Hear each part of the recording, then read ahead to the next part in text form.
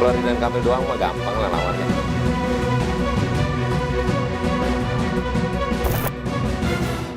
Mengayun gelombang pasang, mungkin itu yang terjadi di pemilihan kepala daerah 2024.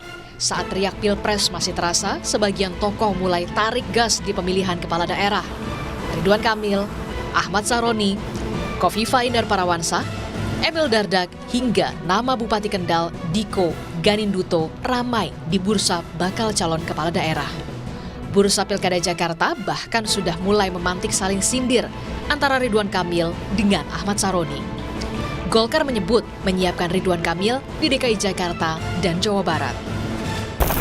Golkar menang mudah di satu daerah, misalnya udah jelas di Jawa Barat, ya kita akan mendukung mencalonkan Ridwan Kamil di Jawa Barat. Tetapi juga kami punya ya obsesi ya, karena selama ini kan kami di DKI ini belum menunjukkan sebuah kekuatan yang kompetitif gitu dalam pilkada. Ya, beberapa kali kami ikut, nah tentu kami juga punya obsesi tersendiri di DKI Jakarta untuk juga ikut menjadi kontestan yang lebih kompetitif gitu. Nah makanya kemudian kami mempersiapkan jauh-jauh hari. Seolah tak mau kalah langkah, Partai Nasdem bahkan sudah mulai membuka peluang koalisi demi Saroni di DKI 1. Kalau koalisi sama Golkar gimana nih? Kan tadi Pak Taslim udah bilang komunikasi RK sama Bang Saroni aja udah cair nih. Iya, kita malah di pilkada kemarin itu banyak sekali kita koalisi dengan Golkar, memenangkan banyak pilkada di Golkar. Kita dengan siapa saja, tapi nanti tergantung chemistry yang kita mau bangun. Kalau Anda tahu ya, banyak sekali tokoh Golkar, ex-tokoh Golkar di Partai Nasdem, dan bagi kita biasa saja. Kita tidak ada halangan untuk berkoalisi dengan siapapun dalam event-event tertentu sepanjang semua bertikat baik bagi kepentingan bangsa dan negara. Saya kira semua mungkin, tetapi memang terlalu pagi untuk kita bicara lebih lanjut. Di gelanggang Pilgub Jatim, Emil Dardak mulai naik panggung. Ia bahkan mendapat endorse dari Cawapres Gibran Rakabuming Raka saat sowan ke Balai Kota Solo. Kalau Bu Kofifa sudah hampir semua yang mendukung Mas Gibran dan Pak Prabowo kemarin, alhamdulillah sudah menyampaikan dukungannya kepada Bu Kofifa. Dan Bu Kofifa tentu juga salah satu tentu yang beliau akan segera kalau ke Jawa Timur ketemu, nggak boleh dekat, tentu dengan Bu Kofifa juga. Artinya nanti tetap berdampingan dengan Mas Emil lagi pada? Ya, ini yang sedang kami bahas. Saya sudah menerima rekomendasi untuk mendampingi Bu Kofifa. Direktur Parameter Politik Indonesia, Adi Prayitno menyebut, nama populer maupun dukungan tokoh terkenal bukan jaminan di pemilihan kepala daerah. Kerja politik melalui mesin partai hingga sosialisasi ke kalangan bawah tetap jadi pilihan utama. Bagi saya saat ini adalah ajang konsolidasi, ajang sosialisasi, nama-nama yang disorongkan di daerah tertentu seperti Jakarta ini, dia punya daya serap yang bagus nggak di level masyarakat. Kalau dia bagus, penerimaannya juga bagus, bukan tidak mungkin dialah yang kemudian akan dipasangkan. Setiap politik personal calonlah plus mesin partai dan mesin pemenangan itu adalah kunci segala-galanya untuk memenangkan pertarungan. Ada bahwa faedah endorsement dari presiden dan wakil presiden, tapi juga tidak bisa dimaksimalkan karena endorsementnya ini akan terdistribusi ke banyak tempat. Pendaftaran Pilkada serentak akan dimulai pada 27 Agustus 2024. Warga baru bisa memilih pemimpin daerahnya pada 27 November. Pertanyaan selanjutnya, apakah betul sengitnya persaingan pilkada seperti rasa Pilpres? Tim Liputan, Kompas TV.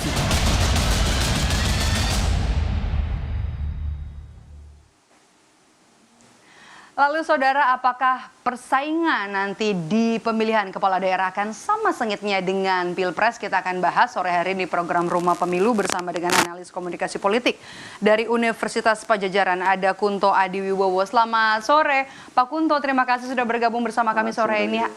Ada nama Saroni, ada nama Ridwan Kamil RK yang masuk bursa untuk ke DKI Jakarta. Bagaimana membaca peluang mereka? Apakah sebenarnya RK ini akan lebih mulus nantinya di Jabar? Iya Mbak, kalau menurut saya karena Pak RK atau Kang Emil ini adalah masih ya kemarin incumbent, sekarang ada PJ-nya Pak Bey, dia masih punya pengaruh yang besar di Jawa Barat, jadi sangat mungkin Ridwan Kamil ini akan menang mudah nanti di Jawa Barat seperti kata Bang Doli kan gitu, Jawa Barat kayaknya udah gampang lah, pasti menang mudah lah kalau saya. Tapi kan Golkar ingin ke DKI 1 atau Jakarta 1. Seoptimis itu ya?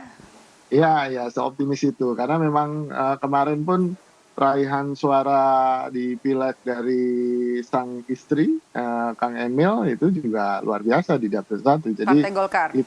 Betul. Jadi itu yang membuat rasa di atas angin dan rasa bahwa gak ada lawan lah di Jawa Barat. Sehingga mungkin Kang Emil ini butuh tantangan baru. Jadi mulai pasang baliho yang sebelumnya nggak pernah pasang baliho. Jadi pasang baliho di Jakarta. Nah, master balihonya jadi kepanasan nih, Bang Roni. Gitu ke Jakarta, kan, oke. Ya. Jadi kalau peluang sih menurut saya dua-duanya masih punya peluang ya Mbak. Apalagi ini kan masih 6 bulan lagi sampai pendaftaran. Yang jadi persoalan adalah saling jegal di rekomendasi partai nanti menjelang pendaftaran. Dan ini kan berarti lebih ke mesin politik ya, koalisi partai, lalu kemudian lobby-lobby antar partai, bagaimana si kandidat itu kemudian menggalang koalisi, ini yang menjadi penting gitu. Dan tidak dilupakan juga partai pasti akan ngecek elektabilitas gitu kan. Kalau elektabilitasnya kecil, mereka pasti nggak akan mau mengeluarkan rekomendasi. Jadi kerjanya harus paralel gitu kan dalam 6 bulan ini, dan tidak mengherankan beberapa tokoh memang sudah curi start untuk kemudian melakukan kampanye kecil-kecilan gitu.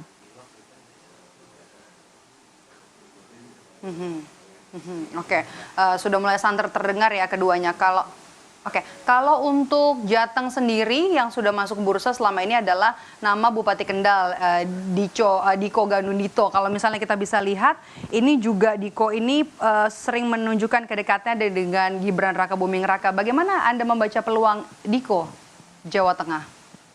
Iya Mbak, Diko ini kan pemimpin daerah, kepala daerah yang muda, punya potensi, dan kemudian juga di-endorse oleh Mas Gibran, di-endorse oleh keluarga Pak Jokowi gitu kan, yang juga punya pengaruh besar di Jawa Tengah. Jadi sangat mungkin Mas Diko ini menjadi ya semacam jago yang dielus lah untuk Pilkada Jawa Tengah 2024. Tapi sangat mungkin ketua-ketua DPW partai politik di Jawa Tengah nggak akan tinggal diam gitu kan. Juga ada nama Mas Hendi misalnya yang juga dari PDIP yang punya track record relatif lebih lama dan ya relatif sama-sama muda gitu. Jadi pertarungan di Jawa Tengah ini mungkin akan ada pertarungan tokoh-tokoh muda, lalu kemudian ada pertarungan tokoh Islam, baik itu dari PKB mungkin Gus Yusuf, mungkin Pak Yasin. Jadi petanya memang masih sangat dinamis, Mbak, gitu. Kita belum bisa benar-benar menentukan, dan sampai sekarang pun semua partai politik beda tadi seperti di Jabar ya, ada nama petahana ya. Betul. Masih konsentrasi ke penghitungan suara ini, Mbak, gitu. Oke, kalau untuk di Jawa Timur sendiri ada nama Emil Dardak, ada nama Khofifah Indar Parawansa yang dikabarkan akan maju lagi. Apakah Anda membacanya kedua akan menang telak lagi kah di Jawa Timur? Ya mungkin ya, karena ini Mbak, ada yang membedakan antara pilkada tahun ini dengan 2020 atau 2018. Di 2024 hampir semuanya ada PJ, pejabat gitu kan, ada pejabat, sehingga gubernur yang incumbent pun sebenarnya nggak pegang kuasa penuh gitu kan, ada pejabat-pejabat di situ. So ini yang membuat dinamika politik baru ya di pilkada 2024 lebih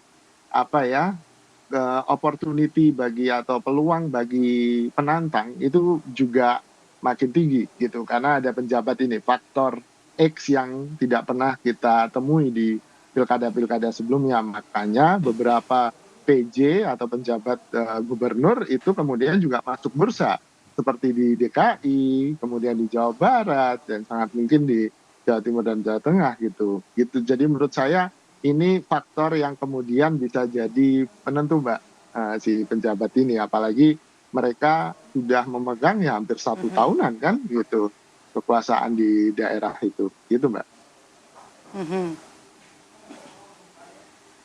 Oke, kalau endorsement seperti di Pilpres sendiri efektif nggak nanti di Pilkada, di pemilihan kepala daerah? Ya, endorsement dari Pak Jokowi, endorsement dari Pak Prabowo, endorsement dari tokoh-tokoh yang kemarin jadi capres dan cawapres tentu masih punya efek ya, Mbak, ya pasti, karena selain lebih mudah dicerna, endorsement itu kan seperti ya kita nggak usah mikir kalau yang kemarin saya pilih dan baik, terus kemudian bilang bahwa orang itu baik, ya udah, saya akan pilih itu aja. Itu cara berpikir yang mudah dan tampaknya cukup efektif di Indonesia sampai sekarang gitu kan. Tinggal kemudian bagaimana endorser ini lebih fokus kemudian pada tokoh-tokohnya dan jangan kemudian endorsernya main lempar nama, semua nama dia endorse atau di semua provinsi dia endorse. Itu akan kehilangan sentuhan magicnya gitu, Mbak, akan keefektifannya akan luntur gitu. Jadi menurut saya keluarga Pak Jokowi, Pak Prabowo dan tokoh-tokoh nasional lainnya pasti akan menyimpan endorsementnya untuk tokoh-tokoh yang memang dia jagokan di provinsi-provinsi yang menurut mereka penting gitu. Jadi misalnya kayak RK yang udah pasti menang di Jawa Barat, ngapain di endorse lagi kan gitu kan.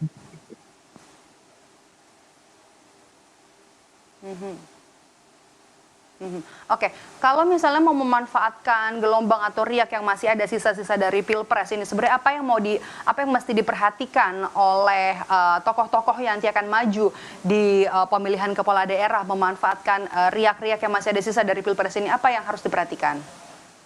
Ya, Mbak, kalau dari Pilpres problemnya adalah Pilpres kemarin tidak terlalu besar polarisasi politiknya, tidak seperti 2014 dan 2019.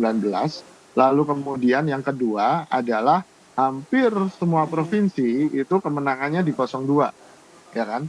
Kecuali 2 provinsi saja yang 01 menang kan, Sumatera Barat dan Aceh kalau nggak salah. Jadi ini agak susah nih kalau kemarin misalnya ada beberapa provinsi yang menang 01, beberapa provinsi 03 menang, 02 menang.